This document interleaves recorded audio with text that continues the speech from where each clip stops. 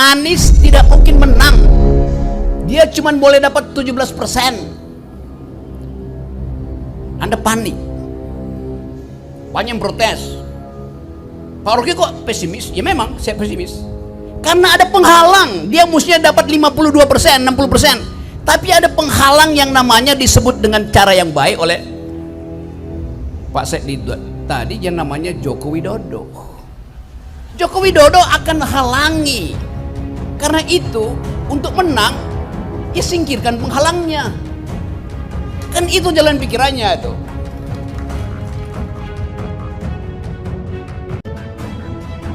Kita tahu sebagian besar pemilih dalam pilihan capres di tahun 2024 ini adalah pemilih yang emosional.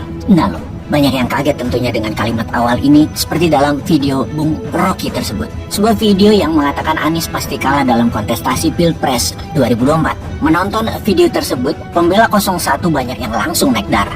Nah, yang naik darah itu yang disebut emosional. Lain data lagi, fakta dari polling banyak yang memutuskan pilihannya memang berdasarkan like and dislike, berdasarkan rasa suka atau rasa tidak suka. Misalnya, suka pada Anies karena rajin sholat, nggak suka pada Ganjar karena katanya suka nonton porno.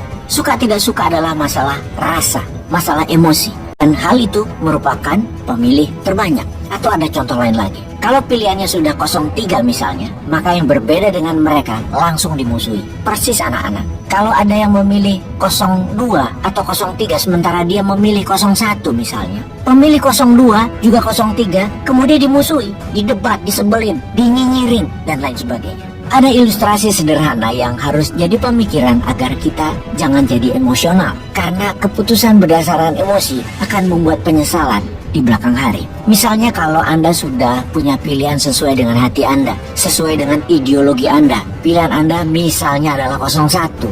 Anda dengan semangat, selain mendukung 01, Anda mempromosikan habis-habisan. Bahkan Anda menghujat siapapun yang beda dengan pilihan Anda.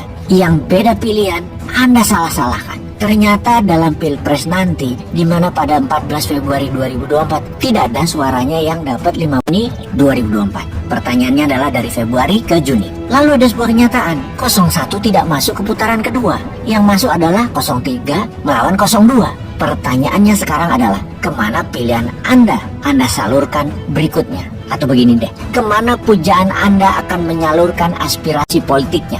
Pujaan Anda adalah para elit partai pendukung 01 dan capres yang tidak berhasil tersebut. Kemana Anies akan berlabuh? Apakah Anies dan partainya akan jadi oposisi? Atau, oke gini deh, kita rincikan pertanyaannya. Kemana PKS akan berlabuh? Ke 03 atau PKS akan ke 02? Bagaimana jawaban sahabat kira-kira? Kemudian Nasdem akan ke 03 atau ke 02? Kemudian PKB akan ke 02 atau ke 03? Kemudian Anies sendiri akan kemana? Menurut perkiraan dan data, kalau PKS itu cenderung akan ke 02, kita tidak heran. Kalau PKS ke 03, akan banyak yang heran. Nasdem lebih alami ke 02, bukan begitu? Maka 01 akan bergabung dengan 02 itu lebih besar daripada 01 akan bergabung dengan 03 seperti yang media saat ini dengungkan. Jadi inilah yang kita harus lihat dalam membaca perpolitikan. Beda pendapat itu biasa, tapi bukan musuh. Benar deh, Anda yang pemilih, kenapa harus bermusuhan sesama sahabat kalian yang sudah berteman puluhan tahun bahkan? Hanya karena beda pilihan lalu musuhan. Sementara yang di elit politik sudah pada baikan. Masih ingat Anda yang membela di tahun 2019, pembela Prabowo, sampai darah terakhir Anda berjuang. Nggak sampai sebulan yang di atas para elit gabung. Anda gigit jari 5 tahun sampai 2024 ini. Sekarang apakah tidak mungkin hal itu terjadi lagi? Yang Anda pilih balik badan nyebrang ke lawannya? Ya mungkin saja, karena lawannya bukan musuhnya. Anda saja yang memperlakukan beda pendapat sebagai musuh. Kok nggak kapok-kapok sih? Politik itu memang memakai Anda agar emosi. Lalu kalau gagal, tetap perlu Anda. Ya Anda diubah lagi pendapatnya agar sesuai dengan maunya mereka. Intinya Anda yang dimainkan. Sejauh ini paham? Masih mau puasa 5 tahun lagi? Gimana pujaan Anda kalah lalu gabung? Anda puasa 5 tahun. Mau sampai kapan? Makanya pilih yang menang. Sesimpel itu dan pakai rasional. Jangan emosional. Sahabat, informasi ini adalah realita. Dimana ke depan kita ini harus survive. Di negara pemimpinnya otoriter, keadilan itu tidak mungkin menang. Yang ada hanyalah kita harus survive.